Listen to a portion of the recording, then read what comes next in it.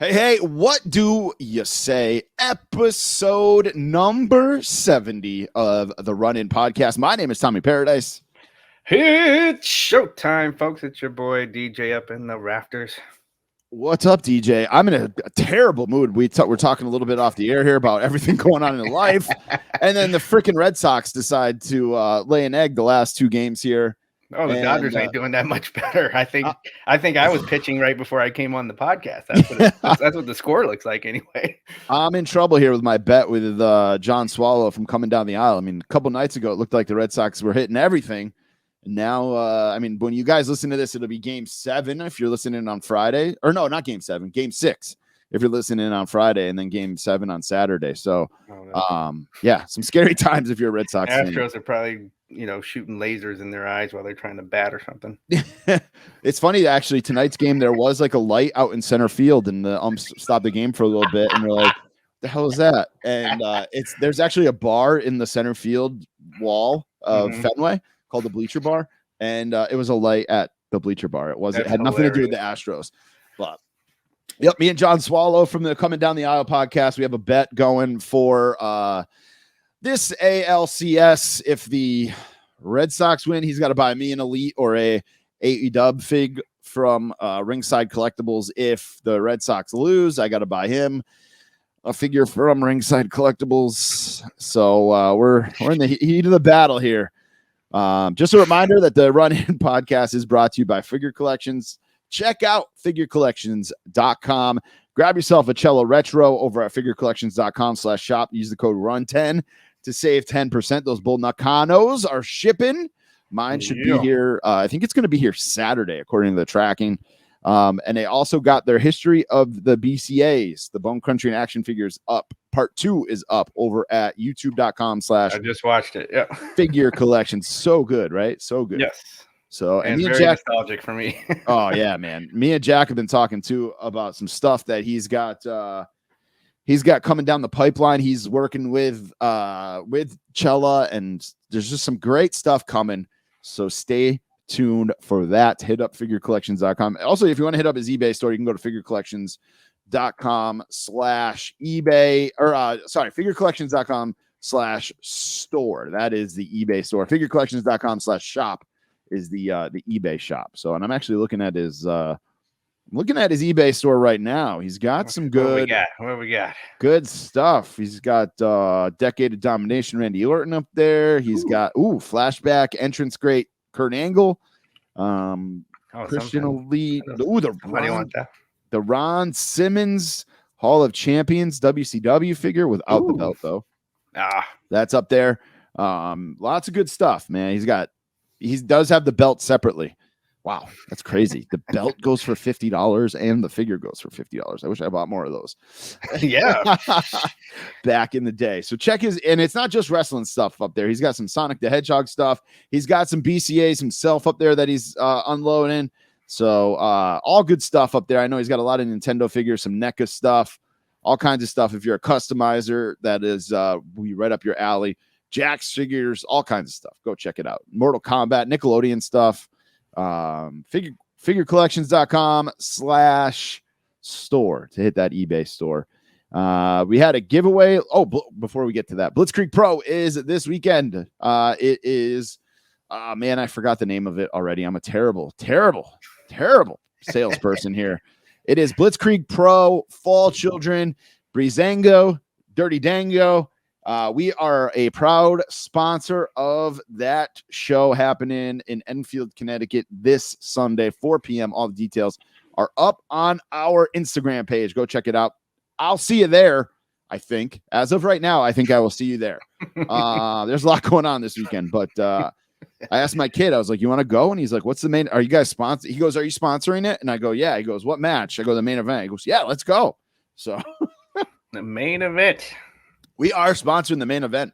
Kirby, everybody's favorite, versus Bobby Orlando. Yeah, Kirby for the Blitzkrieg Pro Bedlam Championship. So it's going to be a good time.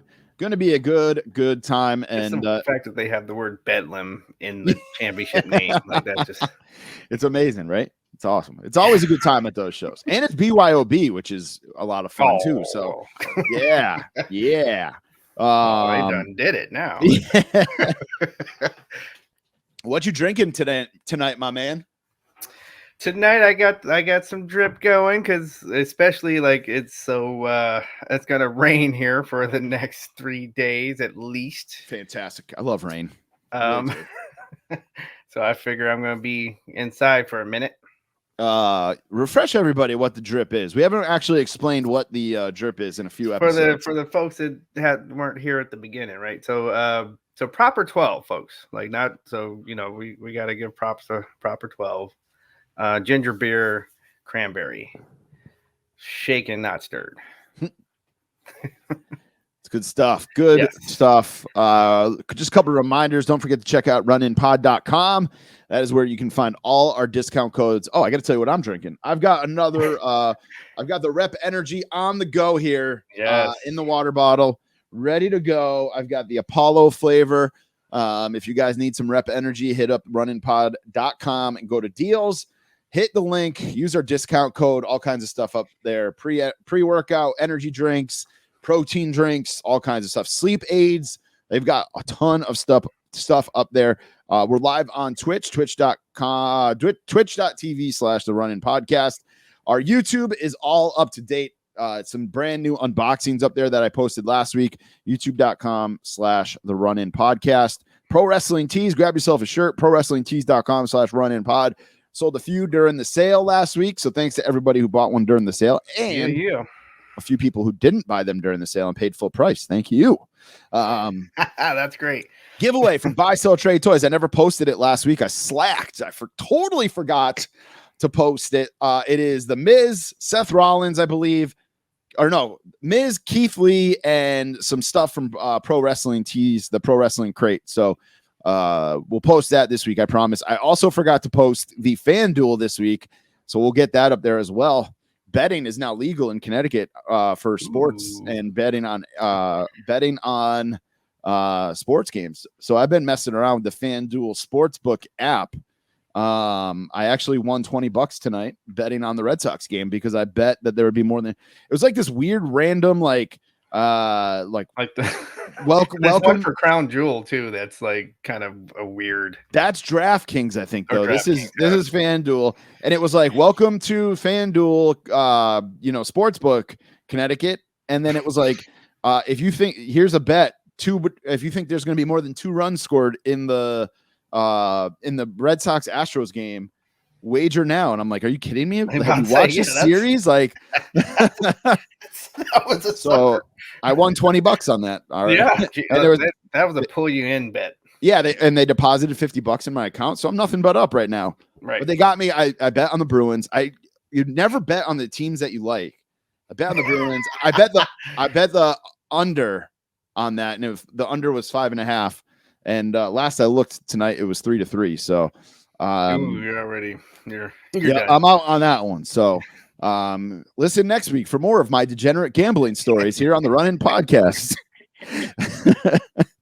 We do have we fucked up a few times last week. We got some Kenny's corrections. He said, I got my job back. Carmelo Hayes is the North American champion. I don't even remember what we were calling him. I know we were calling him Mello. I think we were calling him like Carmelo Campbell or something like that. Oh, I was saying Mello. I wasn't even trying the last name, but okay. And then or I was calling him the wrong name. I don't know. And then he said he was screaming at his phone because we couldn't remember Leon Ruff's name, and he got released in August. And it took us some time, but he yelled at his phone and figured it out. So as we figured it out, it came through osmosis and time travel. We were able to figure it out. Yeah, a few people gave me the reminder of who the North American champion is. But with this pod, I say things wrong, I get things wrong. I'm not saying we're the most accurate podcast here. You guys are here for entertainment, and that's what we like to give you. So. As long as do we have a new verb here? Is that a Tommy? No, the Tommy is spending money when you're pissed off. That's right.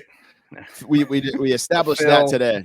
The Phil is falling asleep when you're supposed to do something. Right. The Tommy is spending spending money when you're stressed out or pissed off, or just having a bad day and you want to spend money on something. So. Right. I did that last Friday. We'll get into that in weekly purchases. Zach, when you're just grumpy. Yeah. Or you're running, or you're hating life, and because you have too many kids. But that could be the Kenny or the Zach. Those guys there, man. All right, guys.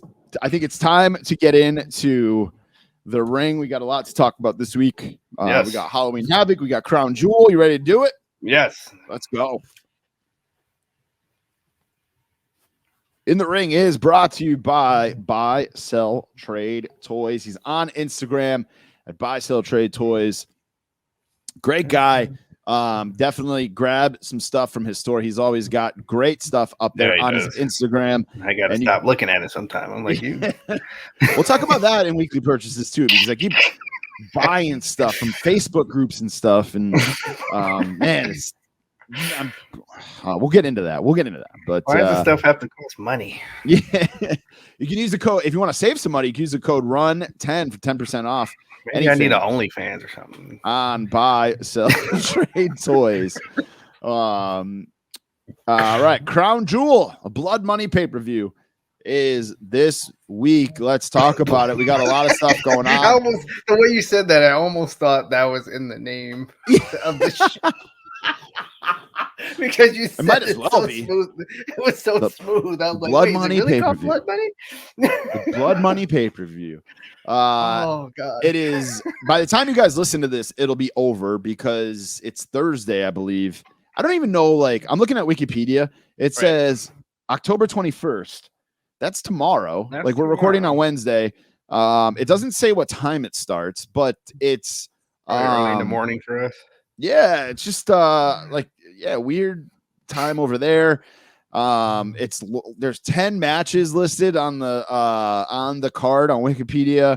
We got the Paul Heyman on a pole match, Big E versus Drew McIntyre, Goldberg. Hopefully he dies on the plane on the way out there, and his kid goes down with him. Xavier Woods versus Finn. So Balor. Not even a Randy and Randy the Ram and die in the ring. You don't want that? Oh no. What's your thoughts going into this so far? This is always such a tough event because it almost feels like it's kind of an offshoot of the storylines, and it doesn't feel part of the storyline to me. Like, it just feels like we got to go over here and do this show, and then we'll be back to your regularly scheduled program. That's what it always feels like to me. Right, and they're doing that this year with the all the stuff for the draft takes effect when they get back. Right. Monday Night Raw. So it's weird. It is. It's very, very, very, very weird. Yes. And it doesn't. Oh my God, there's a Hell in a Cell match. I didn't realize that. Like some of these matches. Throw that in? Yeah, some of these matches feel like big matches. Like, I feel like some of these matches are gonna be super good, but I'm never like super excited for this pay-per-view. It's always like kind of just thrown together and rushed, but I feel like there is gonna be some good stuff. It's like a huge house show, basically, and these I'm pretty sure these folks pay good money to go to this show, so they're like, okay, we got to like throw everything. We got to throw everything out there that they don't get. That's actually a good point. I'm curious how much a ticket for this thing costs. How much does a ticket to Crown Jewel? Yeah, I have a feeling that the average citizen, I don't know if they're going to this. All right, so we got to do some math here. We'll go with the cheat. There's two sections. There's Royal, and then there's Box. There you go. Oh, there's 14 more rows. Oh boy.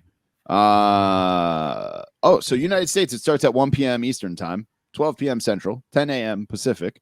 I'll put it on while I'm at work. All right. So yeah, there's actually a bunch of different sections. Box is 2,800 Rials.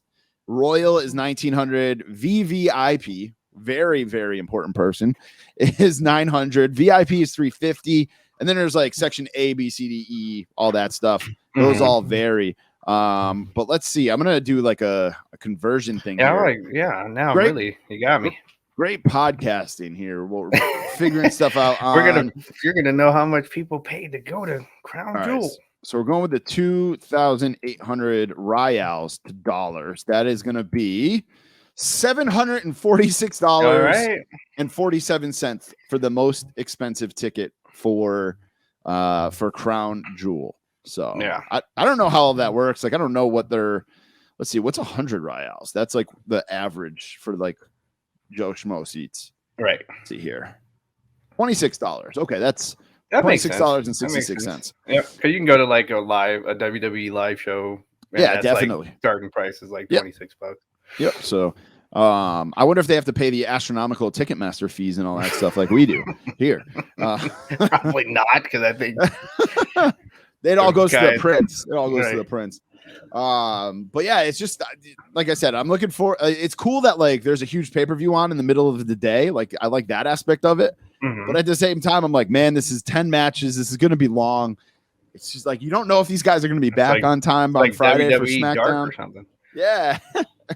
So we're with this and Halloween Havoc this week. We are only going to do picks for Crown Jewel. So again, we'll preview Halloween Havoc, but not really picks.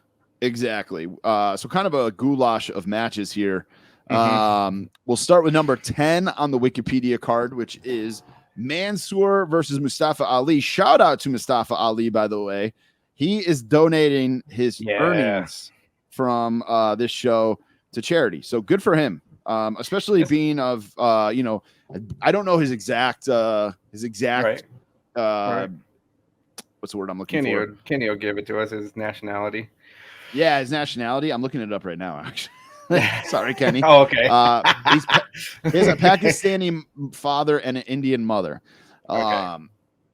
But good on him for doing that, taking this money, and because they get paid a lot of money for this show, all these guys. Right. And good on him for saying, you know what, I'm going to donate it because it is blood money. It is blood money. So I guess he's, and that's that's literally putting your money where your mouth is. Like you probably don't like the fact that you're doing this show. So, okay. So how about give the people that actually are coming that pay some money to be there a show. And then since you're not really, you're probably not behind the reason why you're there. So, okay, now I'm not even going to take the pay. Right. So that's putting your money where your mouth is. Yep. I agree. So who you pick? I think this match is actually going to be a sleeper, like banger match. These guys can go. I think they're they are two underrated wrestlers in my opinion. Absolutely. So I'm going with Mansoor. All right, me too. Only because I cheated and I looked up that he is from Saudi Arabia. So he's at. So yeah, I'm like, there's no way he's losing in Saudi Arabia. Finally, Samoa is back. That plane will never take off if he loses. Too soon. No. Then we got Edge versus Seth Rollins. This is the Hell in a Cell match. Okay. This has been I feel like a never-ending feud. This goes back to WrestleMania. And these two never disappoint. Like we talked about this with the SmackDown that they did at MSG where Zelina Vega didn't get her time. And but it was just these guys. I'll watch these guys every single time they go. Hopefully one of them takes an insane bump off the cage. Hopefully it's not Edge. But I'm going to go. This is a tough one. I think I'm going to go Edge. I'm going to have to go Edge as well. No. Yeah. Don't worry. We got 10 matches. I know, right? So, but I just, just following everything that's happening. I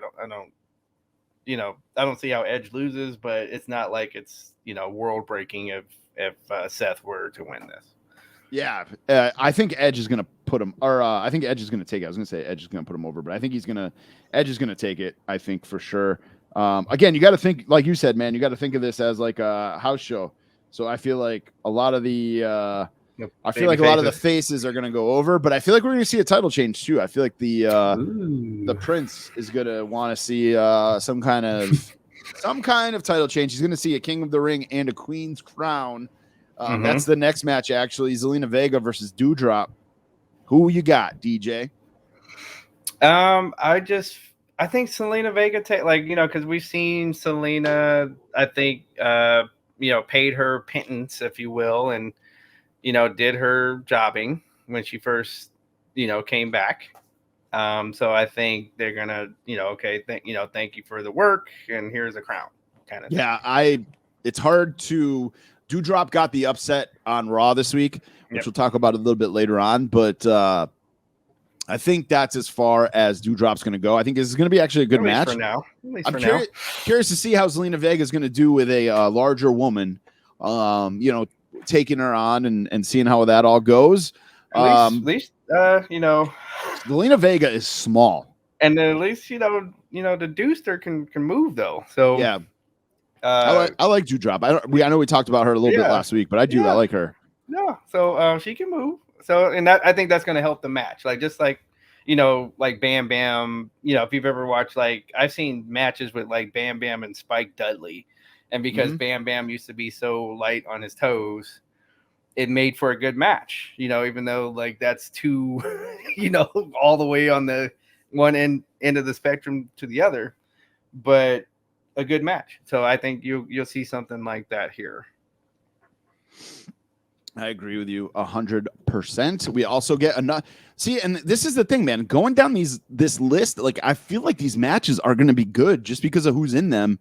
Right. With the exception of one match, you guys can guess that. The next match. That's gonna be you're gonna do some work match. It's fit. Well, so we're actually traveling out to Boston tomorrow, so hopefully I'll miss that. We're taking the kid to see Dude Perfect. Up at the TD Garden. So we're leaving at 3:30 or so. Okay.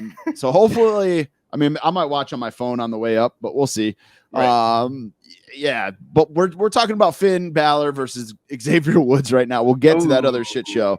Yeah. This is the King of the Ring tournament final. Who you got in this one, DJ? Well, first let me say I think this one might steal the show. Is one of my. I kind of think because I think they're going to put on a damn good match. But I think it's Xavier's time. I think, he's seen both members of New Day get some type of singles accolades. So I think it's his turn. I think it's his time. It's hard to disagree with you. This is going to be a great match. This is going to be a fun match, I think, too. They've done Finn Balor so wrong since almost like Zelina Vega, since the rope broke and then he humped the ground there. Well, at least he was in the title match though. Yes, there was no explanation of why the rope broke. It just ended that way. Nothing. Right. So now he's in the final of the King of the Ring.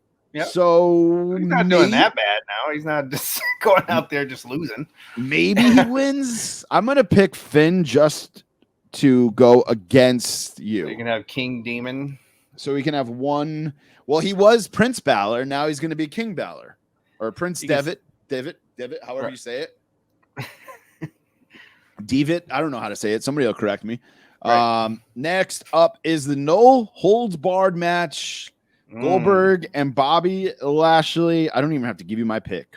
No, I don't think you need mine either. All right. I just hope that we get some. I'd like some color in this one. I just hope it's over quick. Goldberg, and I like. And this is it, right? This is the. I was just gonna say, I think this is his last match, under this contract that he has. So we usually go out on your back and. Yeah, exactly. Although if anybody's not going to go out like that, it's going to be Goldberg. He's just such an asshole, that he only gives a shit about himself and what his kid thinks. And I did see that his kid made the ride out there, or is supposedly taking the ride out there. And so we'll probably see him get involved somehow. Oh, no holds barred. Yeah. So. Yep. So hopefully he doesn't become the next Dominic Mysterio, but man, I think that'll be I don't know if you'd be able to take that. No, I have a hard enough time dealing with Dominic Mysterio, and I don't hate Rey Mysterio like Mike Lanham does. I just Yeah, I'm Mike not a does fan of Dominic. Next up is Big E versus Drew McIntyre for the WWE Championship. Who ya got? There was some rumors, like, you know, like some memes going around and stuff when this first was announced. It was like, oh, Big E only won the championship so that he could drop the belt to Drew at, you know, so the Prince could see a title change. I don't know how much I believe that, like that could actually be the thing. Right. But let's see what happens. What do you think? No, I think we get in still. I think E holds on. I'm never picking Drew McIntyre again because every time I pick him, he screws me over. So I'm going Big E. All right. I'm going Big E. I do think there will be a title change on this show, though. Okay. And I think it could be this next match, RK Bro versus AJ Styles and Omos for the Raw tag titles. I'm going to go AJ and the big man. All right. I think Bro keeps it.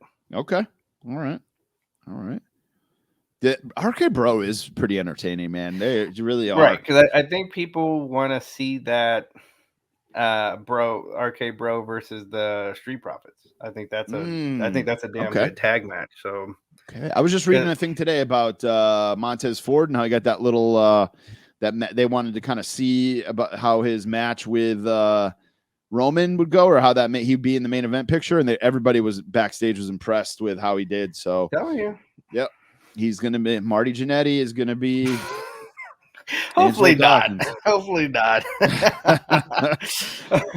All right, next up we got Becky Lynch, Bianca Belair, and Sasha Banks.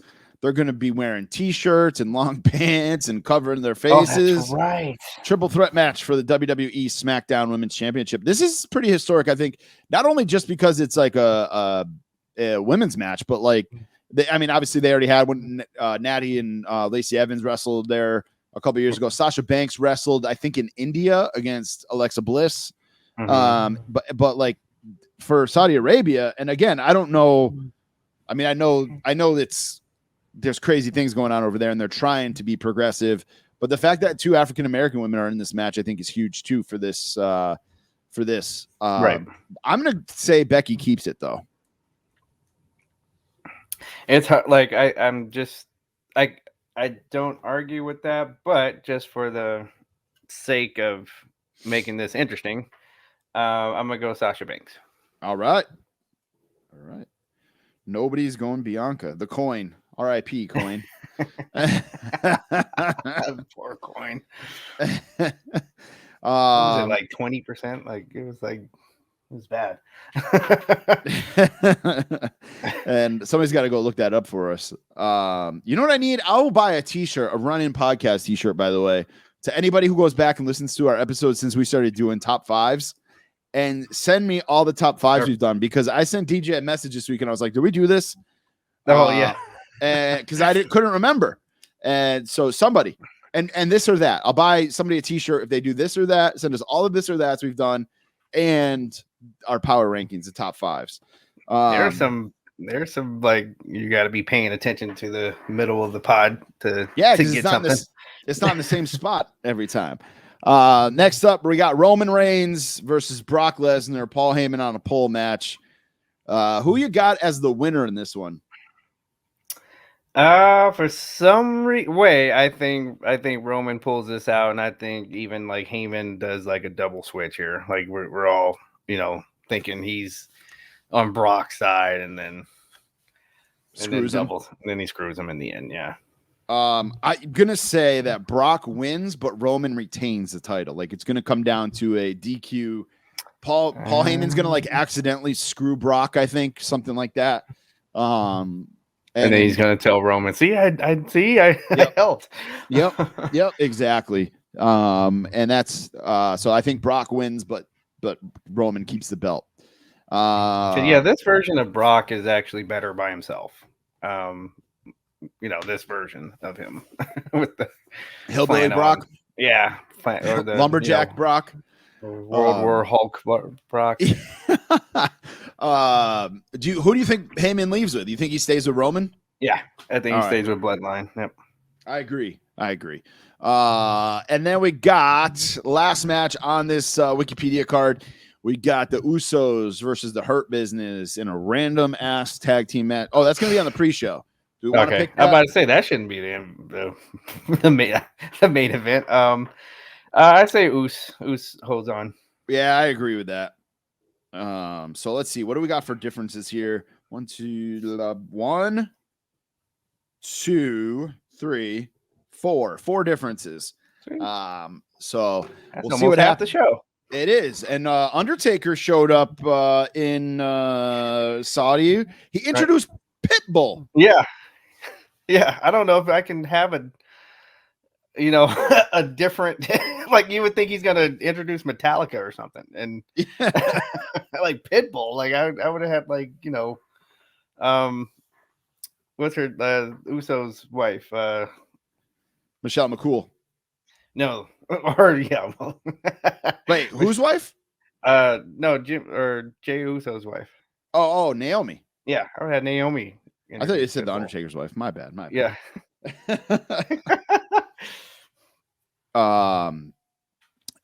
Yeah. So we'll see what happens at this pay-per-view.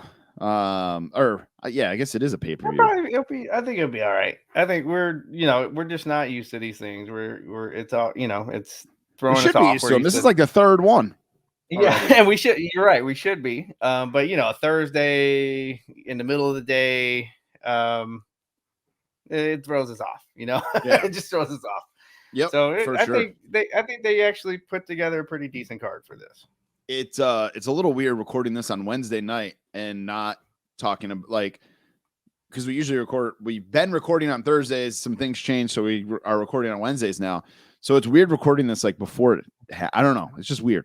Anyway, let's move on to NXT Halloween Havoc this week. I'm excited for Halloween Havoc. I actually watched NXT 2.0 this week for the first time. All right. And enjoyed most of it. There was some of it that was just kind of like I understand there's a lot of green talent on this roster. Sure. And I enjoy Andre Chase, though. I think he's going to be a jobber, but I enjoyed him. He got destroyed by Odyssey Jones. I'm glad to see my boy Johnny Gargano come back and stepped up to Carmelo Hayes. We saw why can I never think of people's names when it comes to NXT? Because you don't watch it all the time. Dexter Lumis. Yeah, he helped out Johnny Gargano. Johnny Gargano is going to go for that North American title on Halloween Havoc next week. What else did we get? Oh, one of the matches, I don't remember which one it was. I'm scrolling through here. One of them there was a super bad botch, and it was one of the women's matches, and that's where I was like, there's a lot of green talent on this roster. But I think Braun Breaker and Tommaso Ciampa, I think that is going to be I think they're going to beat the shit out of each other at Halloween Havoc next week. I cannot wait to watch that. Right. Cannot wait to watch that match. Just running down the card here that's on Wikipedia. We got the Carmelo Hayes versus Johnny Gargano for the NXT North American Championship. Solo Sikoa versus TBA. I'm not even sure who that is. MSK, the NXT Tag Team Champs. They're going to do the spin the wheel, make the deal against Imperium. I love spin the wheel. Yeah, I was going to say that'll be pretty good. Then we got a Scareway to Hell ladder match, triple threat tag team match. That's a lot of words. For the NXT Women's Tag Team Championships, it's Io Shirai and Zoe Stark, the champs, versus Indy and Persia Parada versus Gigi Dolan and JC Jane, part of Toxic Attraction. And then we got Raquel Gonzalez versus Mandy Rose for the NXT Women's Championship. You think Mandy takes it here? They're pushing Mandy down our throats. And Raquel's had that title for a minute. Yeah. So yeah, I think I'm going for Mandy on this one. And I think she's going to take it too, and not just because I like this gimmick. Oh, I love her. And then we got Tommaso Ciampa versus Braun Breaker. I think it's too soon for Breaker to win the title. I think this match is going to make him look really good. Right. But I think it's going to be a good match, and it's going to kind of put him. I don't want to say it's going to put him on the map, but I think it's gonna do him some good. And hopefully that feud continues. Like I said, man, they are gonna beat the shit out of each other. No, it's old JR saying it's gonna be a slobber knocker. But looking forward to Halloween Havoc. I love that it's just a nostalgia, man. Like them bringing back that whole, all the old pay-per-views. I love it. I really do. And then that's it. So that's it for previewing the two. We tried to move that through that as fast as we could, previewing through the two big events this week. We got to talk about what we did and what we didn't like this week in the week of wrestling. I already talked about Gargano being back, Karrion Kross getting repackaged again. But it looks like he's bringing Scarlett with him. So any gimmick with Scarlett, then he'll be all right. She looked like the picture she posted on Instagram. She looked phenomenal on there this week. I think we might have to do a power rankings one of these weeks of like our favorite divas or favorite female superstars.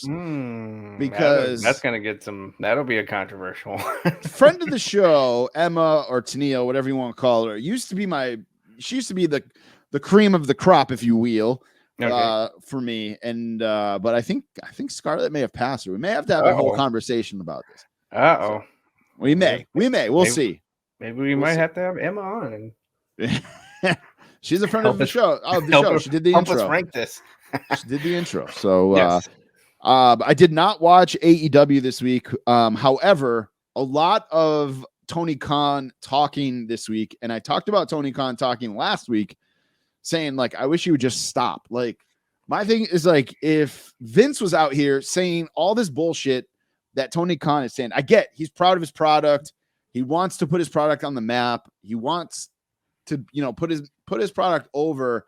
But even Eric Bischoff was like, dude, just stop. Just let your product do the talking. Like, enough is enough. And like, I think this is going to his head a little bit. Even if you talk about the fact that, depending on whose ratings you're looking at or what ratings you're looking at, they beat Raw. I don't even know how to get into all that, but they apparently for 30 minutes, more people were watching AEW than SmackDown. I'm so sick of like hearing about the ratings and stuff. It's just, let's just watch wrestling for 30 minutes. Like, I mean, we're really going to chop this into 30-minute increments to see. Right. You should be ashamed. I'm sorry. You should be ashamed of yourself. Like, you should. Like, if you're really doing cartwheels that AEW was more watched for half an hour, you should really look yourself in the mirror and think, what am I doing? And just to prove that we are equal opportunity shitters here, you know who else needs to shut up is Vince Russo. Vince Russo keeps rambling. Like, every week I'm like scrolling through like I follow like the Facebook page 434 and like, which is usually pretty reliable for like headlines and stuff like that. Right. And like for the past couple of days, they just keep posting stuff about Vince Russo. Like, why should we give a shit about Vince Russo? He hasn't been relevant for 15 years, like since TNA, like, and everything he's done. Yes, he's done, things that the stuff he's done has been good for a period of time, and then it just goes shit into the ground. I don't know, man. The one thing I'm all fired up about this. I still love AEW. I still am enjoying watching the product of AEW. But Tony Khan, just shut up. Just stop talking. Let your product do the talking. The one thing I'll give Vince Russo credit is, so I listened to him one time, like he was on Talk is Jericho, bro. One time. Sorry. And at the end, if you go listen to that episode, at the end of the episode, Vince starts to give like he said, bro, and you guys should do like, and he starts listing the things that he's like, you guys should do this, this, and this, and then it'll be a better show. They still haven't, like, some of those things they still have not done. But he has a point. Like, it's like he makes a point, and it's, and they were things that I don't think AEW will ever do. So, but it's like what they were like tips that like successful wrestling television shows do, you know. So, and it's just like you're trying to buck that. You're trying to, you know, it's just like you said, like you're got a niche. You're staying with a niche audience.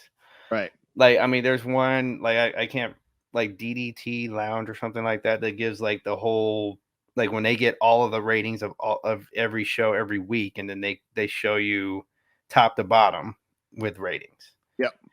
AEW has the two bottom shows out of all of them. So it's just like, you know, so right now you're very niche, and then you're tripling down on the niche, and then that's Yeah. what people are trying to say. Like the people that want, like there's people that want to root for this. We want to see 1,000,000 and some change for AEW show, and then we want to see 1,000,000 and some change for the WWE show, so that we go, okay, look, now we got these shows are on par with each other, and we have a real war. Right. Okay, not this. I'm gonna look at it at a half hour at a time. Right. When you had two wrestlers that people were that one that, you know, you had two people fight that they wanted to see what was going to happen. Like that's why they were watching. Like, let's be real. And and then after that match was over, all right, I'm going back to what I was watching, because these two people that just walked down the aisle after that match was nobody wanted to see. Like, so we don't want to talk about that, right? That's the elephant in the room. After that match was over, you did not you you guys did not give a product that everybody wanted to stay and watch. Right. It's just I hate like that every week. It's like, hey, what's up with the ratings? What's up with the ratings? The ratings this, ratings that, rating, and it's just like, and then the stupid stuff that they like the you know, but, like how much, you know, I love the Young Bucks. Yeah. Don't tell me about wearing Jordans in the ring, dude. Oh my god, yeah. But I'm like, no, you guys need to sit down on that one. Instead of talking about the ratings, like, I understand that was Rampage, but like we should be talking about Malachi Black and Dante Martin. Like that was a pretty decent match. Malachi Black, the Inner Circle reunite, like all this. Let's talk about all the stuff that was on. Like the FTR won the AAA tag titles. And I didn't like it, but yeah, I did not like the way I kind of agree with Phil here. Phil said this in our inner circle chat that the FTR complained about doing the goofy stuff for WWE and then being mad about it, and that's why they wanted to leave. But I don't think them winning the AAA, like the AAA tag titles are so prestigious. Yes. That I don't think that's like I think them dressing like luchadors is a little goofy. And to me, I'm gonna be honest, it's a little bit beyond goofy to me. I like the angle of them winning it dressed up goofy and like trying to take some of the prestige away, like because of their attitude and who they are and stuff like that. Right. So I'm for that, and I like the way that it went down and stuff like that. The rest of Dynamite wasn't terrible. I didn't watch. I mean, I watched highlights. I thought Brian Danielson and Bobby Fish was really good. But other than that, man, it's tough on a Saturday night to watch. This has been a discussion for a while. It's like, if there's I like the idea of a pay-per-view on a Saturday night, because I'll make a plan with friends to, come over and watch that or whatever. I'm doing stuff on Saturday night as it is. Right. But for like a weekly television show, episodic television show to be on a Saturday night, it's just, that doesn't work for me. Even if it was WWE. Right. No, because remember, Shotgun Saturday Night was not very good. You had things happen in wrestling lore, but the actual show nobody watched. So it's almost the same. Like, dude, Saturday night, if you're gonna have wrestling, we want a big time show, like you said, like something like a pay-per-view where the energy is going to be up. The match, like they're going to have a pay-per-view feel to the matches, and not the episodic, right? Show, like you're saying, right. That's all I had actually for this week, was just to bitch about.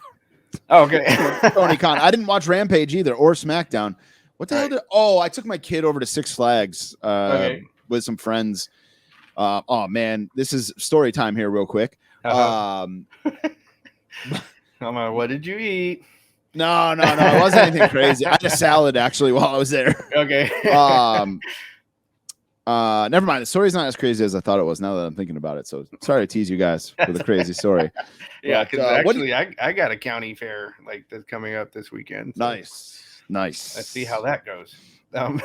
What did you have for your three things? We kind of talked about Dewdropper a little bit already. Right. She scored the upset. I just wanted to fawn over Sammy Guevara just for a minute. Like, that match that he had. You think he's good looking? Oh.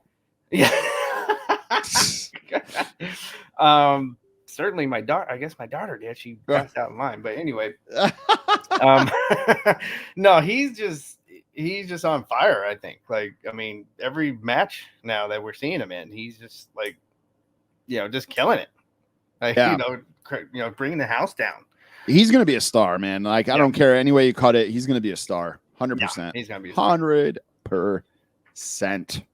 And then SmackDown, you probably saw, like, you didn't watch SmackDown, but you probably saw the highlights of a good old contract signing. Like how something always has to. Always something. Yeah. And then, so that was a good, curveball there at the end of the, at the end of the contract signing. Yeah, they did a good job with that, I think, actually, because usually, a contract signing, you see a brawl at the end of it all. Right. I'm a poet. I didn't even know it. And like with that, it was like you got something you don't usually see with a contract signing. It was just like a nice little, I don't want to say swerve, but it was just something different. And I think they did a good job with that. Kudos again to SmackDown. Like, fool they me. Seem to show always me be getting. I don't get, go ahead and fool me. I'm good with that. They always seem to be getting it right. That SmackDown show there. Yeah. Yeah. Anything else before we get to the news? That was my three. All right. News of the wrestling world. I'm going to go kind of backwards here, DJ, but from our sheets, Hacksaw Jim Duggan is in the hospital. Apparently he had surgery. I wrote on here that he's not doing well, but apparently he's doing okay after the surgery. Nobody knows really what he had surgery for. Right. His wife just kind of tweeted out that he was doing surgery. So hopefully Hacksaw ends up doing all right, because he's on my list of like guys I have never met that I will really want to meet at some point. Yeah, I think he'll be cool to meet. Come on, Jimmy. Come on. Some kind of meet and greet. It's not your time, buddy. All right. And then DJ, are you ready? I'm ready. Are you ready?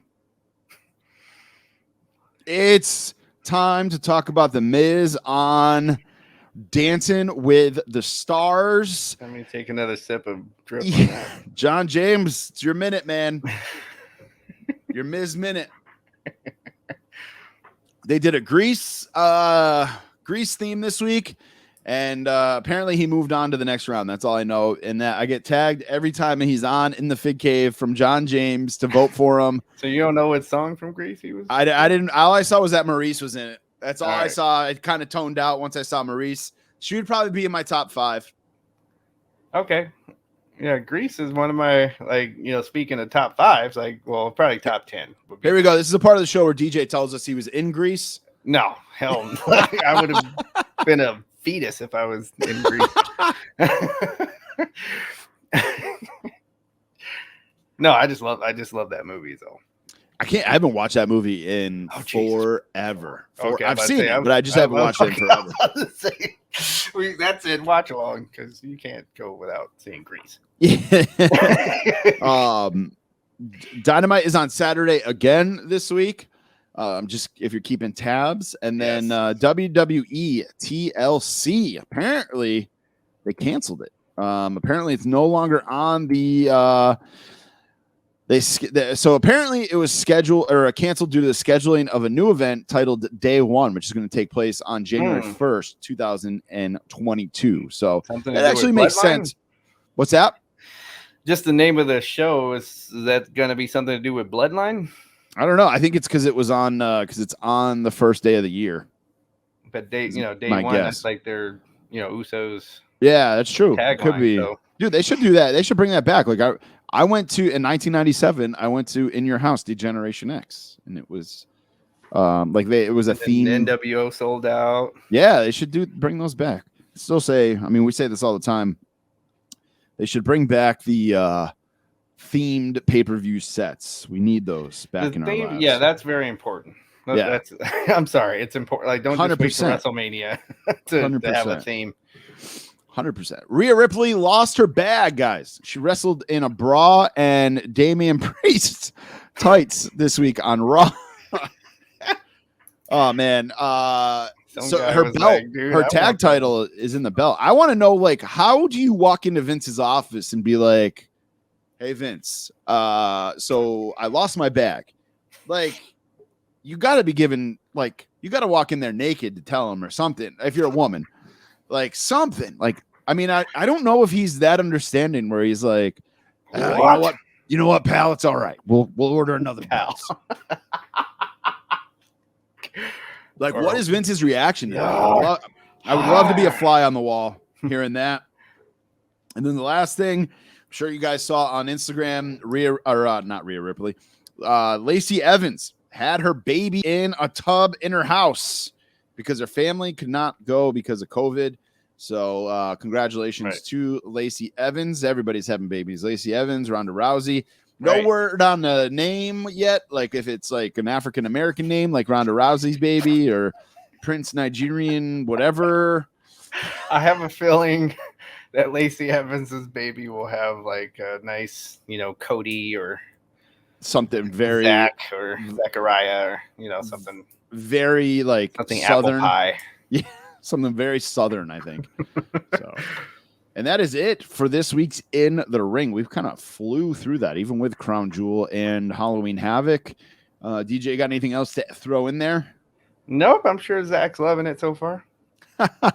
All right, it's time to walk that toy aisle.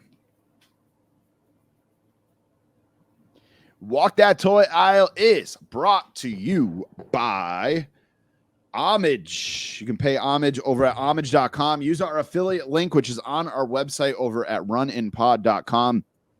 Hit link deals, click that link, and then use the code RUNIN15 for 15% off. I actually have not gone on there this week. What do they got for new stuff? They got some new Office shirts. Right. They've got they got the joggers. I think I might Yes, they got brand new joggers. They've got some Ohio beer companies. They've got some new oh no. Why do I go on this website, man? Oh man. Oh man. What'd you see? So they got Topps Baseball is like one of the licenses that they have. Right. They've got Topps Baseball hoodies. Yeah, because I've seen the the hoodie. Yeah, because I've seen like the Griffey, like Topps rookie card shirt. Yeah, I have that. Man. And now you got to get the sweatshirt. No, I can't. I can't spend any more money on homage yet. I gotta wait. They got brand new for the NBA season. They got new NBA Jam shirts. The Celtics is Brown and Tatum. Yeah, some new Lakers is Davis and Westbrook. So that means Westbrook can't shoot threes. Yeah, and it's purple. I don't know how you feel about that. Some new Office ones. Beats. I look good in purple. Bears beats Battlestar Galactica. Identity theft is no joke. It's your birthday. Some good stuff on there, guys. If you haven't already, make sure you go check out homage.com. And again, use that code the RUNIN15 for 15% off your order. And they usually have some sales going on like right around the weekend. And our code so far has stacked. So make sure you go do that. All right, let's get into it. Let's talk all about the toys that make us now. Cella, we talked about them a little bit earlier. The Bull Nakano Retro is shipping. Like I said, I'll have mine. I should have mine Saturday, I believe. I think we talked about it last week, but just in case we didn't, Hollywood Nova is signed on for the retro line. Sabu is signed on for their 7-inch line. Some good stuff coming from, again, do not sleep on Cella. I'm telling you guys. No, don't do it. You'll not be disappointed. Zombie Sailor, he signed to Tajiri, who I loved for his retro line. I loved Tajiri back in the day. No, Tajiri's dope. That buzzsaw kick. Yeah, but I don't need like. Here's what I'm starting to realize. And the character. I don't need like a Tajiri retro. I don't like. I need the retro guys. I need are guys that should have been like in that original Hasbro line and aren't. Or like WC, like Dino Bravo is a perfect example. Earl Hebner, like we didn't have a ref. So like I ordered set 1 of Zombie Sailors retros, which is Sabu, Brian Myers, Matt Cardona, Earl Hebner, and Dino Bravo. I ordered the whole set. I'm probably gonna sell Sabu, Matt Cardona, Brian Myers, and keep Dino Bravo and Earl Hebner. And then like for the rest of them that are coming down the road, I'm trying to scroll through here quick. King Kong Bundy, he's a maybe. Jeff Jarrett, I already pre-ordered. Because you guys know I love Jeff Jarrett. Rob Van Dam's a pass. Jack Tunney, I'll probably grab. One Man Gang. Like I'm gonna pick and choose is what I'm getting at with I'm about to say One Man Gang's in your wheelhouse. Yeah, he definitely is in my wheelhouse. So I'll probably pick and choose a little bit of who I'm going to pick going forward. So and that's the kind of collector I am. Yeah, and I don't know why I even bought the whole. I think I thought they were going to sell out faster than they did, and I remember we were at me, Mike, and Phil were all at the Orioles game, and we were at like in Baltimore for the Major Brothers show. And I was like, yeah, I need to order these. I'm just going to get the set because it's going to sell out. So I grabbed them and now I'm like, it didn't sell out. So, it didn't sell out as fast as I thought it was going to. So I don't need to do that again. That's what I'm getting at there. Right. There's some new Japan figures coming. We're getting, I don't know who these guys are because I don't really follow. I don't know who all of them are because I don't follow New Japan, but Bushi, he looks very toyetic, a masked guy. Let's see. I'm going to go through these here real quick. He looks awesome. And our boy Figure Kingdom at Figure Kingdom on Instagram and Twitter did the photography for these and they came out awesome. Takahashi is getting another. I think he had one in the first line of these. These are coming from Super 7. I think he got one in the first line, but I'm not 100% sure on that. So I could be wrong on that. And then who else is getting one? I'm probably going to mess up the oh, no, this guy's name's easy. Evil is also getting one. Yeah, Evil. Yeah, I like Evil. All three of these guys very, very toyetic. And then it looks like there's going to be another Naito. I think I'm saying his name wrong. Zach's going to yell at me for that. But I'm not a New Japan guy. I tried to watch like Wrestle Kingdom one year, and it just, I don't know. It's weird. Like the crowd's not super into it. Like they're into it, but they're very quiet about. I'm about to say it's very different. Yeah. Yeah. So they'll give you like you do something good, and they'll give you a round of applause, and then they're all sitting there very quietly. Like it's cool. And it's good wrestling, but it's just I don't make the effort to watch it. So I kind of like the seats. I want to go there once in life though, and because I like the seats that because they're not seats, like you're literally sitting on your butt on the floor, and I want to do that one time. I want to go and do that one time. Holy smokes, the Knicks and Celtics went to like double overtime. And it's the Celtics' first game. They lost 138 to 134. Good Lord. The Knicks. Good Lord. That score. I haven't seen a score like that in forever. How about like an 80s score? Yeah. Some pictures of the Sting AEW figure where he has half his face paint and half the Darby Allin face paint. I don't know if they leaked or if this guy actually got them, but they were out there on... He had like 4 of them, out there on Instagram. And I think I said it to you. It looks like Michael J. Fox painted these. Like they don't look good. If they're real, they don't look good. So I don't know if it like discouraged you from buying it or if you're already pre-ordered it. All right. On Ringside. I think this is the Walmart one though that popped up and everybody missed out on. Ringside one. So I wonder if there's a difference. I'm not sure.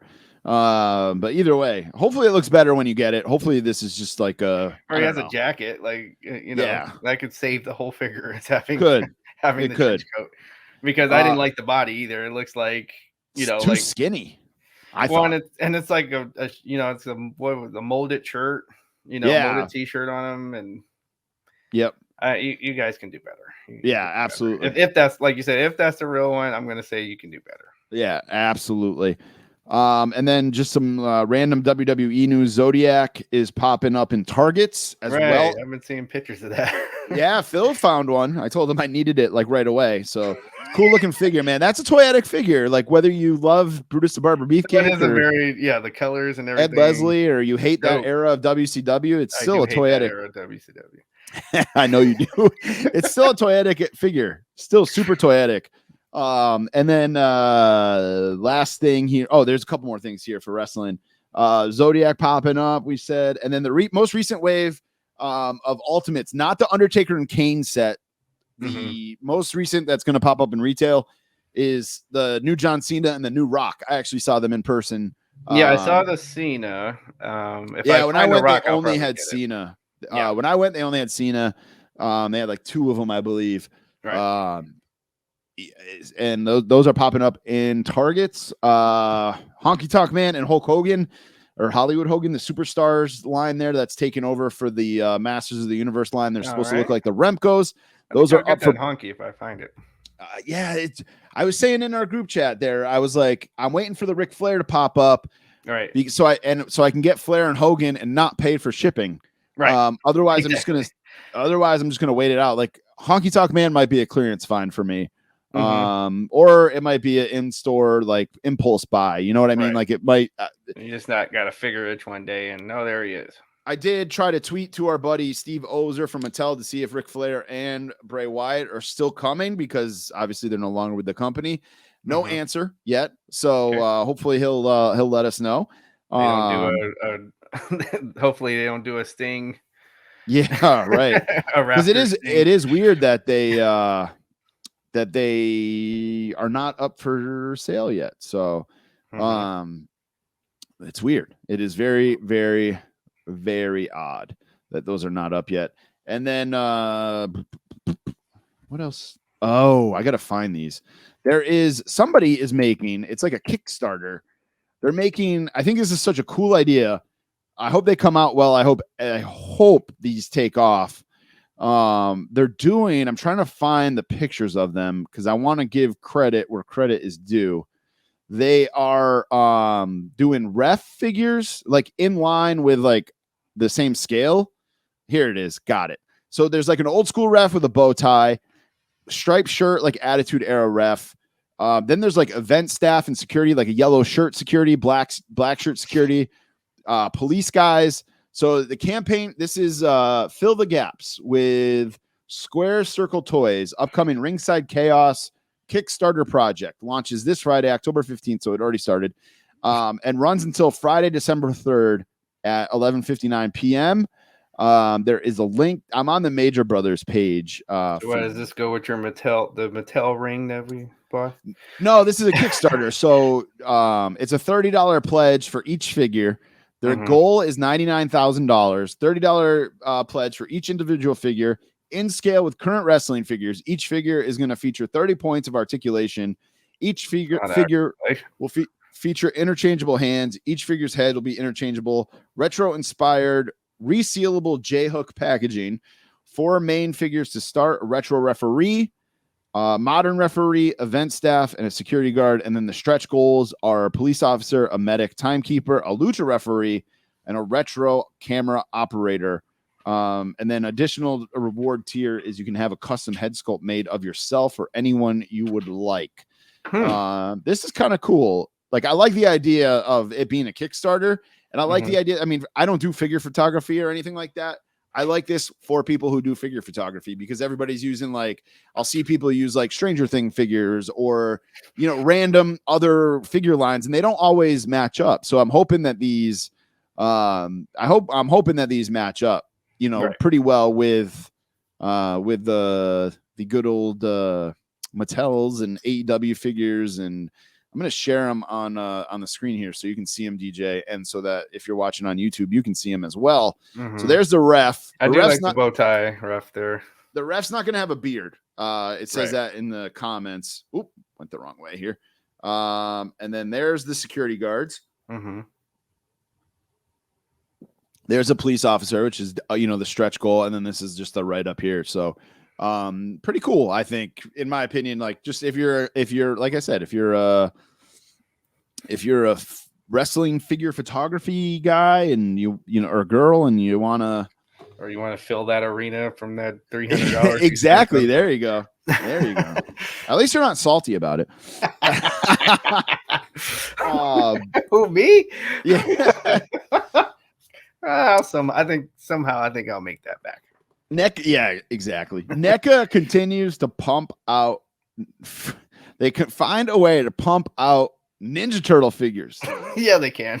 This is Raphael as Frankenstein.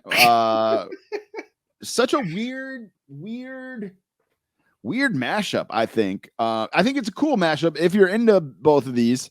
This is from NECA. This spooky season, NECA is thrilled and chilled to announce a turtle-tacular new crossover line of 7-inch scale action figures, Universal Monsters, with Teenage Mutant Ninja Turtles. The line will pay tribute to the world's most famous turtles and Universal's icons of horror.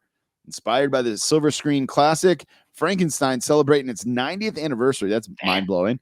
In 2021, Raphael as Frankenstein's monster reimagines the turtle as the misunderstood monster, includes metal change, interchangeable hands, and 2 lightning bolt size. Comes in collector-friendly window box packaging with opening flap featuring a custom illustration. Pre-orders are not live at this time. Look for the figure to be released in January. It's not a store exclusive, and we'll see a wide release. When was this posted? Because I thought I saw that it was available on Big Bad Toy Store or Dorkside Toys, one or the other. So if you're into that, you can do a search. You might be able to find a pre-order for it. I thought I saw one, but don't quote me on that. If you collect horror and Teenage Mutant Ninja Turtles, there you go. Yeah, that's a cool mashup. I do like the mashups here and there. I like them. Right. PulseCon, Hasbro PulseCon is going to be October 22nd and 23rd. That is obviously while we record or after we record, so we will have full coverage of that next week. I'm hoping for some good stuff, man. Some new Marvel stuff, some new Star Wars stuff, just some new stuff to talk about, some new Joes, some good stuff to talk about. Again, full coverage next week on that. And again, man, USS Flag. Yeah, that would be amazing. That would be. They re-released the Turtles party wagon. It's at Walmart, and the Turtle blimp. How about saying the blimp?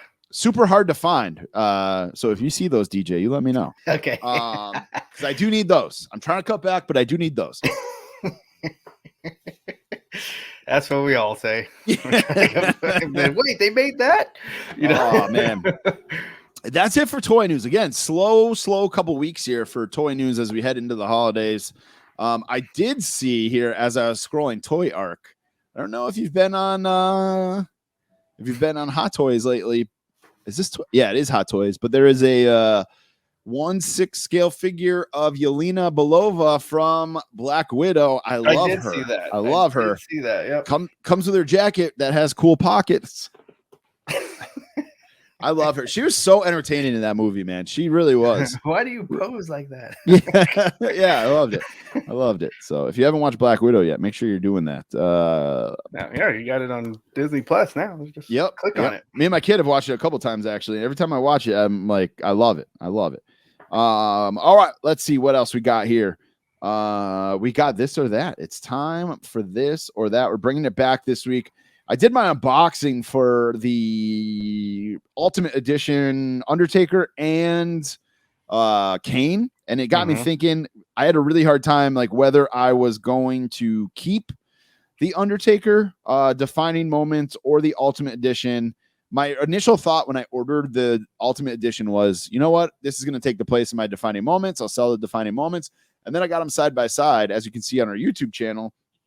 And I was like, shit, these are actually different enough where I think I'm going to keep both. So it got me thinking, what do you guys think for this or that? So we're going Defining Moments, not the San Diego Comic-Con edition. That's like super hard to get. This came out, the Defining Moments Undertaker came out a couple years ago, and the Ultimate Edition Undertaker. Which one are you choosing? If you could only choose one. We had a lot of votes, a lot of comments. Oh boy. Also had struck a chord with this one. a very, very close one. So I'm curious, DJ, which one are you picking if you had to pick just one of these? I went Ultimate. Okay. Yep. Okay. I went Defining Moments, man. The Ultimate is good. The Ultimate is great. Don't get me wrong. The Ultimate is a great figure. Well worth the $30. The Defining Moments, though, man, just stands out to me more, especially as like that ministry look of the Undertaker. And you got the big long cape. It's just, don't get me wrong, both these figures kick ass. But if I had to pick one, I'm going Defining Moments. Twitter agreed 55% to 45% on Twitter. And we had some comments that I'll read here from some people on Twitter. We've got Body Slam Toys says Defining Moments for the win. Jay Burbeck, JB from Hell, says something's bugging me about the Ultimate Taker's faces. They seem off somehow, but I can't put my finger on why. I thought that when I saw the pictures, but in real life, they are fine.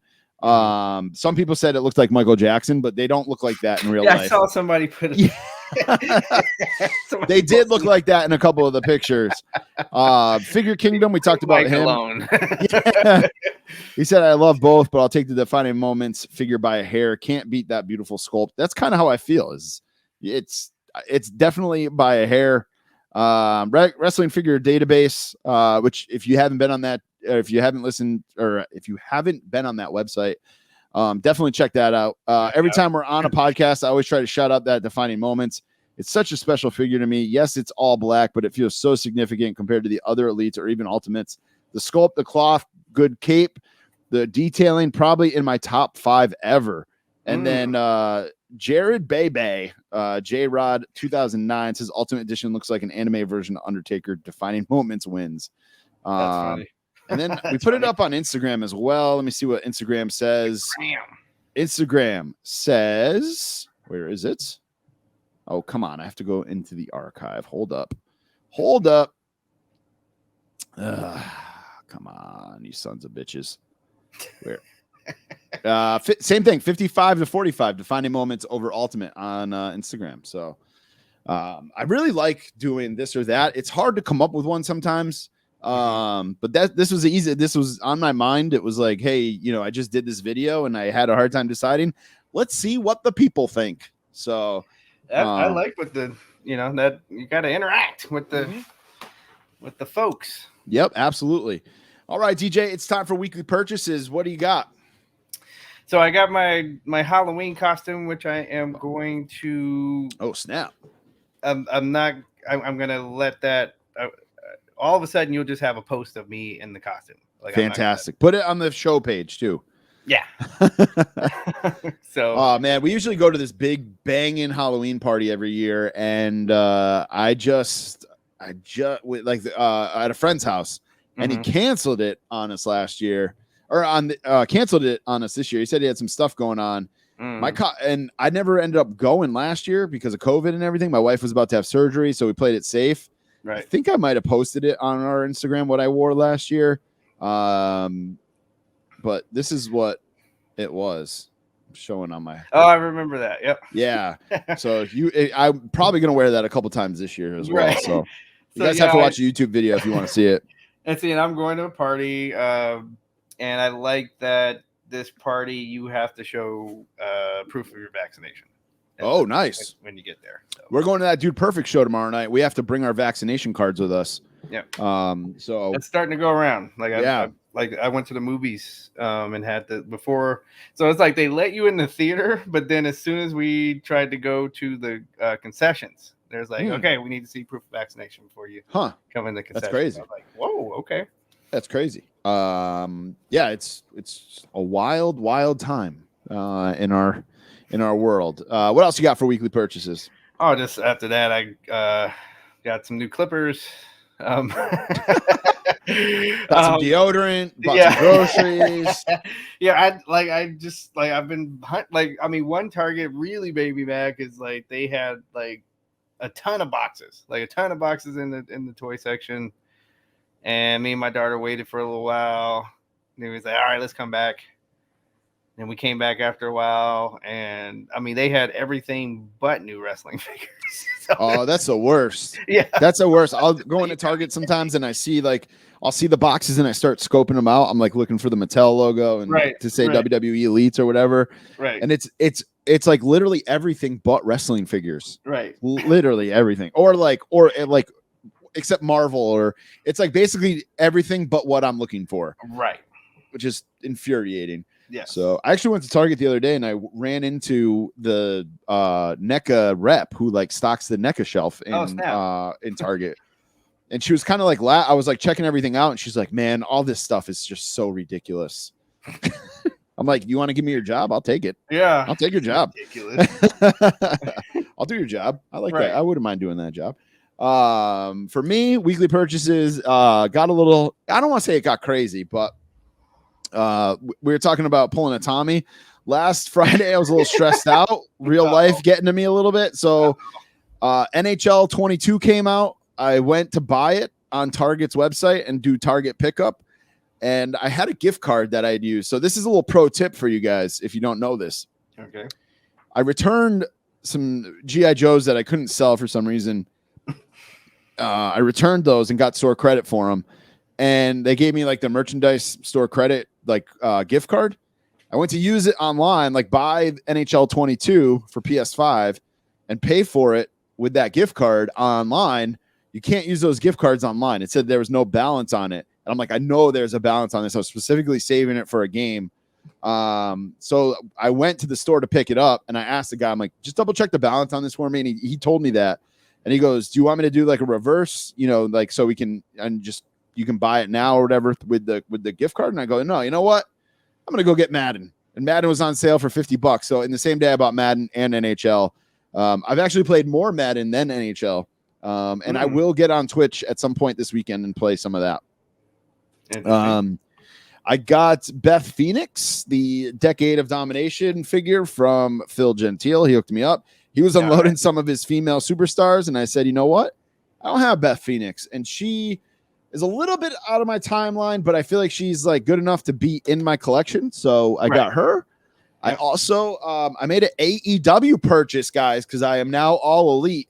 This is more of an investment. This is the first sheet of, it's still in the protector, of AEW cards. I'm not a huge card guy, but I said, you know what? It's got Cody, Miro, Britt Baker, her first ever card. Kenny Omega, Sheeta, maybe her first ever card. Moxley and your boy Sting. All on here. I'm going to keep it perforated like this, or however you say that. I'm going to keep it just like this. These were New York Comic-Con exclusives. And somebody, Tommy, I'm going to say his name wrong, Spazienza, fellow Connecticut Major Mark, hooked me up with one of these sheets for $20. And I said, you know what? It's Britt Baker's first card. Sheeta's first card. This might be something worth holding on to down the road. So it might be. We'll see what happens. I'll keep that, in the closet or whatever until I feel like it's time to bust it out. All right. And then for the third week in a row, for the Sergeant Slaughter is part of my weekly purchases. Somebody, again, in the Major Wrestling Figure Podcast group, I need to get out of that group because I just end up spending money. But for $12, this shirt always turned me on, and I never got it. This was one of the Pro Wrestling Crate shirts, but it's very G.I. Joe. It's got the G.I. Joe logo actually right down here. Right. It's a very G.I. Joe shirt. And I was like, the guy had it in my size, never worn. I think I paid $12 for it. So I was like, you know what? I'll take that. And then last but not least, a pre-order came in of my Pearl Jam Funko Pops. It's a 5-pack. Hard to get it on the screen there. It's a whole band. Yeah. The whole band in the box. I'm gonna keep that in the box for sure. Try to put that on like a floating shelf or somewhere. Right. But it's pretty cool. They actually, if you're in the Pearl Jam fan club, which I'm a nerd and I am, they actually re-released this. Pearl Jam is like all big into Halloween merch, and they did all 5 of these guys in glow-in-the-dark zombie style. I did not order that one. I was gonna order it and try to flip it, but I just decided not to. So I'm probably gonna kick myself for that. And that's it for my weekly purchases. So that's actually a pretty light week. I was gonna say trying to get lighter every week, but stuff happens. So stuff happens. That is it for Walk That Toy Aisle, guys. It is time to jump in to Falls Count Anywhere.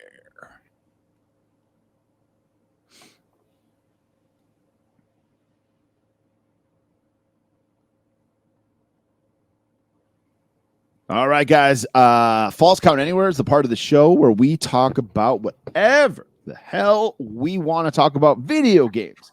We do our power rankings. We talk about pop culture. We talk movies. We talk sports. Talk about whatever we want. And I'm starting off with a big one here this week, DJ. FIFA, the video game, is no more. The football governing body have announced that they are ending their partnership with EA Sports. What? Because FIFA legitimately wanted $1 billion for their licensing. Oh yeah, then I would have. Yeah, $1 billion. Too, then, like they're damn. fucking, Maybe I better buy this year's version then. Like they're Dr. Evil. Yeah, $1 billion. $1 billion. Oh man, I'm not a huge soccer guy, but like I remember playing FIFA on Super Nintendo in 1997. I remember finding that, I have to say this quietly in case my kid is still awake. I remember finding that game in my parents' closet for Super Nintendo and then getting it on Christmas morning. And then like playing, like I like playing the FIFA games. Like they're fun as hell to play. Right. It's like I feel like FIFA is like the NHL EA Sports games, where even if you're not a hockey fan, those games are so fun to play that it doesn't matter if you like the sport or not for the most part. Right. And that's how I felt about FIFA. This is crazy. This is like such a like. And I am a soccer fan, so I allow Madrid for everybody out there. But they've been such a partnership for so long. It's crazy. Really? Crazy. No, that's a long time. That's a long time. Like you said, I used to play it on Sega Genesis. Like long. Yeah, it's gonna end with FIFA 23. There's gonna be FIFA 22 is the last one. Wow. FIFA 22 is the last one. It's crazy. So crazy to me. I can't believe it. Yeah, you better go grab it. Yeah, $69.99 right now. Give it a couple weeks. It'll be $40 just like on Amazon. I know. That's part. Like I was like, man, why did I buy NHL the first day it came out? Like I know, like if I waited a month, like right before Thanksgiving, it'll be on sale. But at the same time, I'm like, I never buy games on launch day. I was having a rough day. I was just like, or get it on Black Friday. Usually, it's like I'm gonna buy it. It's like half price on Black Friday. Mm-hmm. So I came home. I didn't even play it right away. My kid played it first, and he was like, I was upstairs like doing some work. And I had my office door open. I could hear him like screaming and just having a good time with it. So I was like, all right, worth it. Mm-hmm. Man, you might get FIFA when the price drops, to be honest with you, especially if this is the last one. And actually, if this is the last one, the price might not even drop. It's not like they're going to come out with a new one. Right. But I think they still got to move the product. Yeah, that's true. I'm sure it'll drop. All the games drop. Yeah. All the games drop. You've got on here DC fandom. Chat me up about that. Yes, sir. Last weekend, DC dropped a load of news for the upcoming, basically the upcoming year or year and a half or so. That's right. The Batman trailer. I don't even know how I forgot about that. Right. So, so you have Black Adam. That's going to be July 29th, 2022 with our boy, The Rock is going to play Black Adam. Of course, you're going to have another season of The Flash. We're going to have Aquaman and the Lost Kingdom, December 16th, 2022. What else we got? And then we got Suicide Squad Kill the Justice League, the video game. Ooh.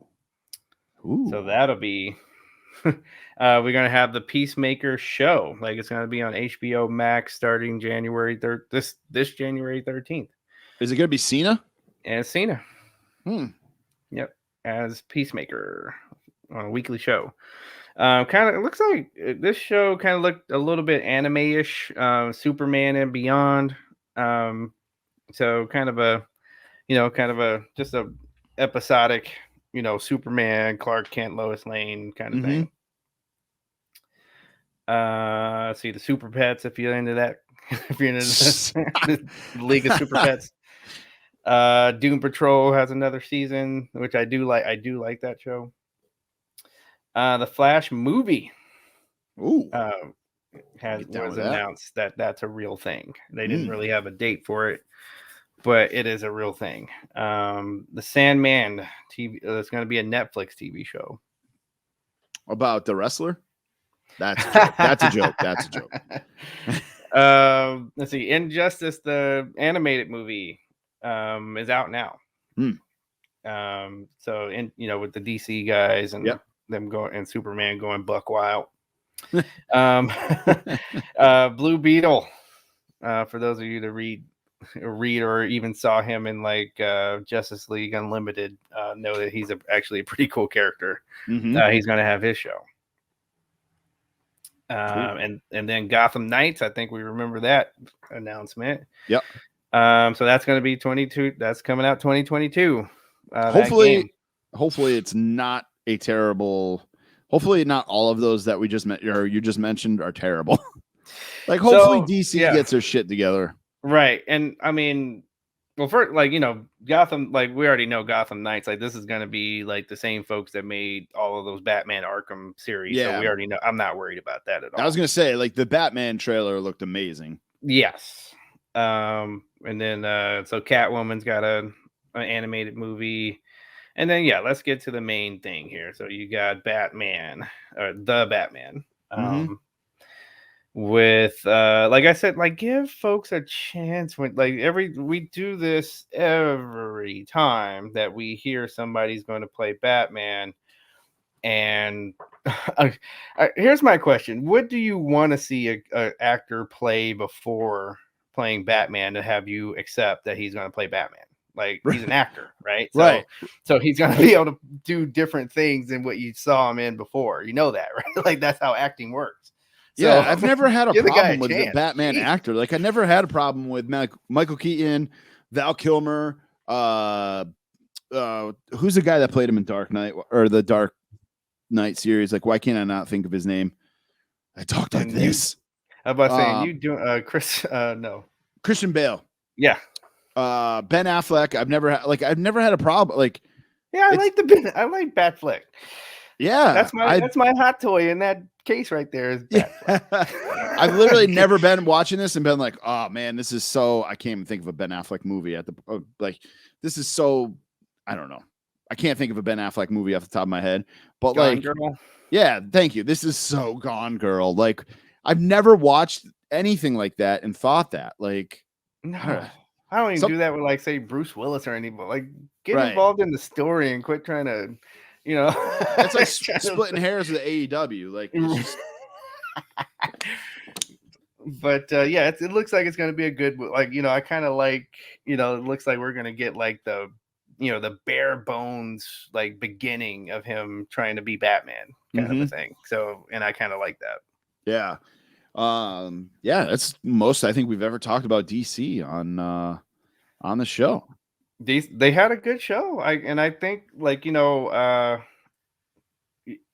think Black Adam's going to do well. I think Aquaman, the first Aquaman, was a good movie. Black Adam's definitely going to do well. Not just because the Rock. Well, yeah, I guess because the Rock's going to be Rock, people are going to see it because of the Rock. People are going to enjoy it because of the Rock. So, but nothing wrong with that. That's and Shazam was a good. Like it's going to be in. I liked Shazam. Yeah. So I think it'll be fine.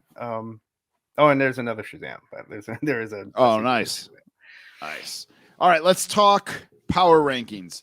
This past week, the Nintendo Entertainment System, the NES, turned 36 years old. Man. So me and DJ said, let's power rank. And that was a good Lego put together, by the way. Thank you. Yeah, that was my COVID project. I put my Lego Nintendo set together. Picture on our Instagram at... what is our Instagram? At the Run In Pod. Right. If you want to check it out. It's that Lego set is so much fun. Like it literally like Mario runs. You're really building a TV. The controllers are awesome. The Nintendo actually opens up. You put the game inside. It's amazing. Highly recommend it if you don't have it already. And it was a lot of fun to put together, actually. So now I got to move on to my Seinfeld apartment and my Darth Vader helmet that my kid got me for like my birthday back in June that I haven't put together yet. But our power rankings for Nintendo NES games. DJ, I'm gonna let you start. 5. What's number 5? Number 5 is where how super powered Bo Jackson is on Tecmo Bowl. Oh, Tecmo Bowl. That's a good one, man. That's a good one. Damn. And you had like if you played with the Raiders, so you had Bo Jackson as your running back who nobody could tackle. And then when you felt like it, you had Willie Galt, who was he was really a guy on the Raiders that also was on the United States 4x1 team, so nobody could guard him either. Yeah. So, it was just a lot of fun to be scoring 42 points on people. Damn. So I had a couple honorable mentions. I should have asked you this first, and I didn't. I had a couple honorable mentions. They are Contra, RC Pro-Am, and Zelda were my and not the Contra franchise, just Contra 1. Okay. Same thing with Zelda. Like I didn't get into all the other Zeldas. It was like the first Zelda was like really I think I might have played Zelda on N64 and all that. Yep. So those are my mine would be my honorable mention then would be let's see. Wait, Contra wasn't in my honorable mentions. Contra was actually in my top 5. Oh, that's top 5. Okay. So my honorable mentions were RC Pro-Am and Zelda, and Mega Man. Oh no, Mega Man's in my list too. I thought I had another one. Anyway, we'll go RC Pro-Am and Zelda for right now. All right. All right, my number 5 is Bionic Commando. Bionic Commando, yeah. Such a random ass game, right? But I just remember like I played the shit out of that game. I loved that game.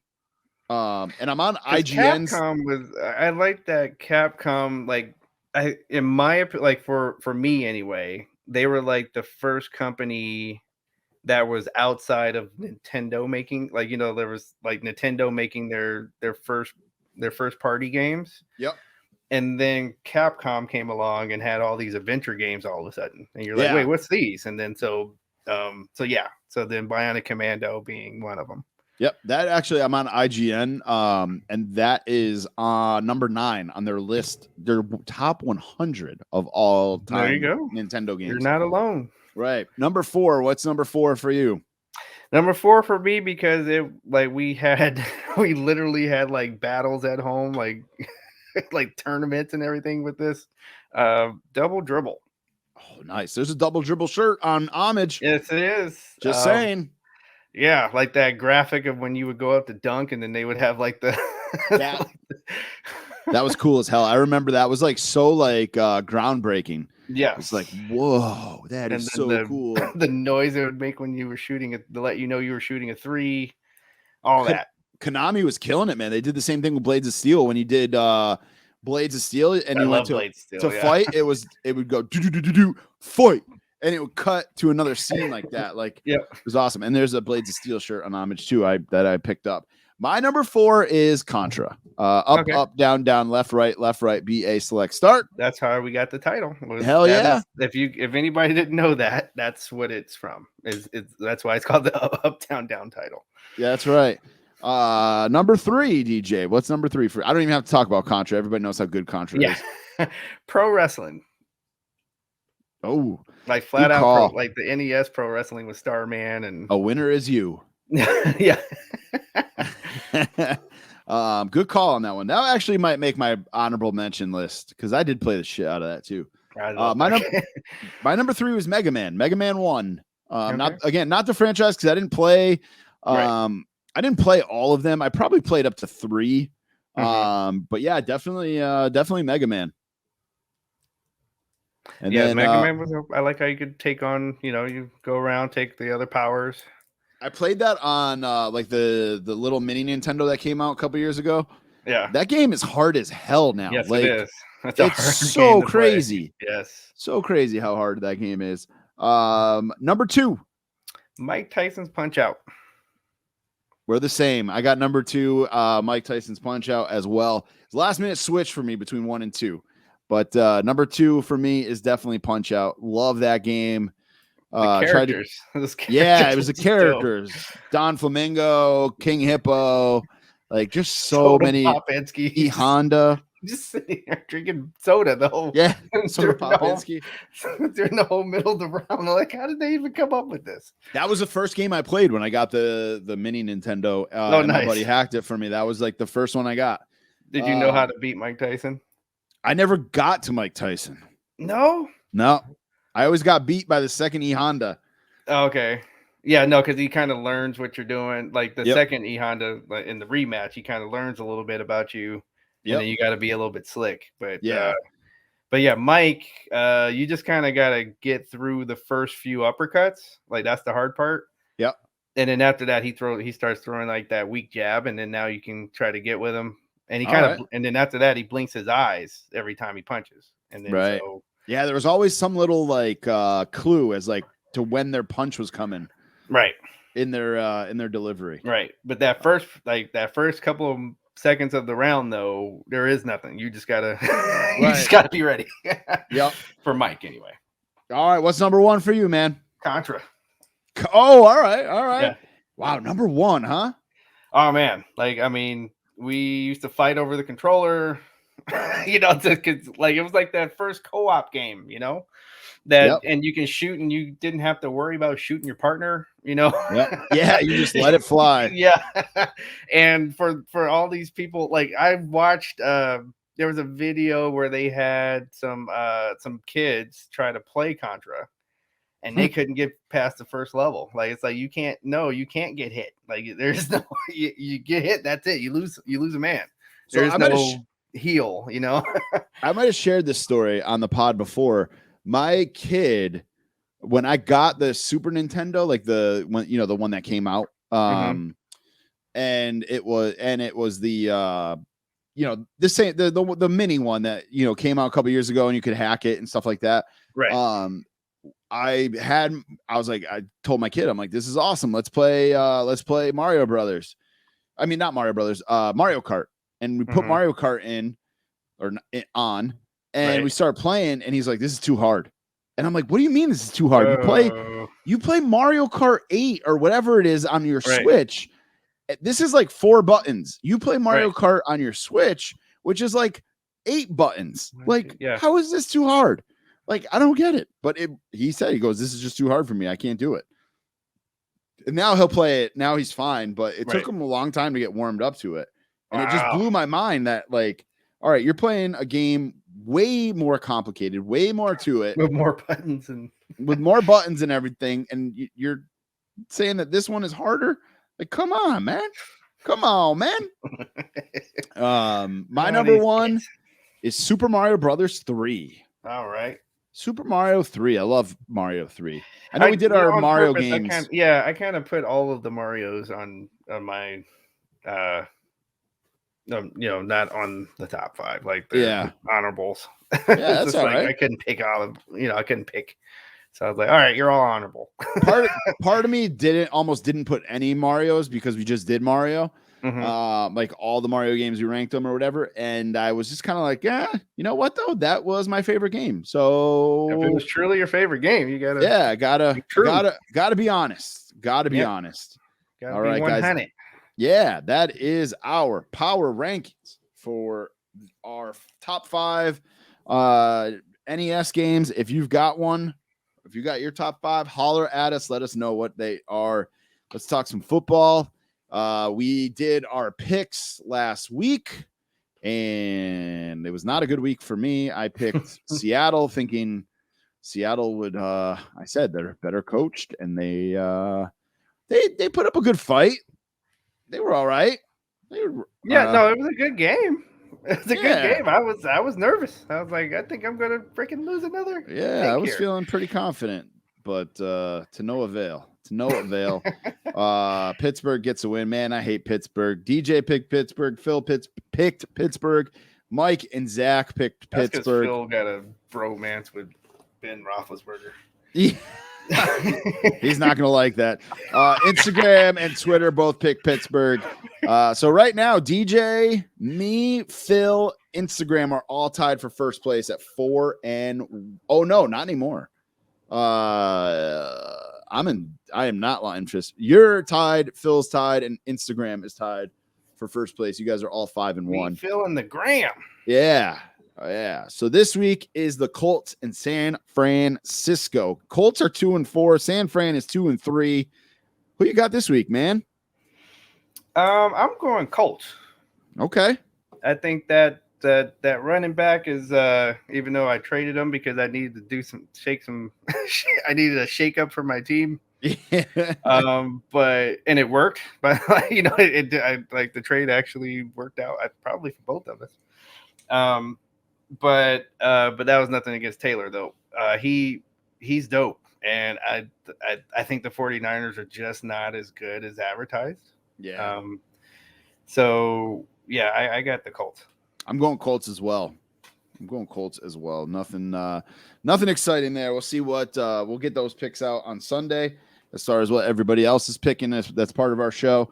And that will be posted on our Instagram. You guys can vote on both Instagram and Twitter as far as who you think is going to win. All right, DJ, what you watching this week? I think we're watching some of the same stuff here. So, I'm going to be watching them Raiders. I don't know how long I'm going to be watching the Dodgers. They're down, as we speak, they're down 9-2. So I think they're going to lose that game. So who knows? Hey, as long as we got past the Giants. And what else? Oh, I gotta catch up the Dark Side of the Ring. Yeah, I do too. And I'm gonna continue with 911. And on this show on Netflix, On the Block, I've actually been addicted to lately. Pretty good show. They got me. It's some good writing. My what you watching hasn't changed. It's still the Red Sox for at least one more week. The Bruins in there? Or? Yeah, I was going to say the NHL. Although it's weird, man. So we're recording this on Wednesday. NHL started last Wednesday, right? The Bruins have played 2 games since last Wednesday. They started so the whole league. Well, not the whole league, but the opening night for the league was last Wednesday, or actually last Tuesday, and then the Bruins didn't play till Saturday. Mm-hmm. And then usually NHL schedule is fairly every other night for your team, and they didn't play again until tonight. And they lost 6-3 to the Flyers. So yeah, we'll see. I'm optimistic about the Bruins this season, but yeah, Red Sox football. I'll be watching NBA too. I just watched the NBA tonight because I don't have TNT, and that's what the Bruins are on. So. Right. I watched the Celtics and Knicks and Seinfeld. The Lakers lost their first game too. So, me and the wife are getting together on Saturday night. We're gonna have a little date night and start watching season 3 of You on Netflix. That's a pretty. I don't know. It's cheesy. it's definitely a show to watch with your significant other. It's cheesy. Gotcha. But it's good. It sucks you in for sure. Right. So no, these shows have some good writing. So she's been watching the one that you've been watching, the On the Block? No, the Chinese one. Oh, Squid Games, yeah. So I haven't jumped into that yet. It's only 1 season though, right? It's only 6 episodes, right? I need to jump in. I'll jump on that tomorrow. They already said it's gonna be more. Yeah, that's all anybody's talking about these days. So that's it, man. Quick episode this week. We are way under 2 hours. Look at that. Zach is pumping his fist right now. Way under. Let's get to our shout outs. Of course, we got the Fig Cave podcast. I am on the Fig Cave podcast this past week, counting down my top 5 favorite Ric Flair figures. Yeah. You can also go to Collar and Elbow and save 10% by using the code CAVE over at Collar and Elbow. They got some new stuff for October, some breast cancer stuff and some new hoodies and stuff over there. 10% off using the code CAVE. Figure collections. We told you earlier in the show, Jack's got a brand new, he's got part 2 to his series of the BCA, the history of the BCAs. Part 3 is coming. So make sure you check that out over at figurecollections.com/, YouTube.com/figurecollections and check out figurecollections.com patreon.com/store for his eBay store. We got Homage. We told you about our discount code there. Buy, sell, trade toys. Hit up Kenny over at the Call Up. He's celebrating 1 year of interviews. He said it's all because of us. He said, I just started making corrections on your shows, and now I'm interviewing. He just interviewed, oh, God. Who did he just interview? Man, I should know this. I'm an asshole. Who did he just interview? Rich Swan. To celebrate his 1 year. And it's actually, I listened to it too. It was a pretty good interview. So good stuff there from Kenny. Hit up our friend Barrios Toys over on Instagram. My buddy Jesse has a new podcast called Dos Padres. Check that out. WrestleGeddon. We're in the heat of a battle, but make sure you check out his show over at not WrestleGeddon. It's not with WrestleGeddon. It's with Coming Down the Aisle. It's with Coming Down the Aisle. Check out WrestleGeddon podcast anyway. Check out Coming Down the Aisle, Dirty Heels podcast, Turnbuckle Tavern, Doing the Favor podcast, Buy, Sell, Trade Toys, as we said, Keystone Collectibles, Heroes Hideout. You can follow us. Everything you need is at runinpod.com, prowrestlingtees.com/runinpod. The Twitter is at runinpodcast. The Instagram is at the runinpod. DJ, hit him with your lined up, symmetrical, all your good stuff there. So Twitter, Instagram, Twitch is Fignight27, FIGKNIGHT27. All right, guys, enjoy the Blood Money pay-per-view. Enjoy Halloween Havoc. We will holla at you next week. I wonder what we're going to count down. It's Halloween week next week, so we were going to have to do some kind of top 5 in regards to Halloween. Maybe I'll shit on Snickers some more. Maybe. My name's Tommy Paradise. It's your boy DJ, the Vigilante Takes. This has been episode number 70 of the Run-In Podcast. Enjoy your week, guys. Raiders. Suck.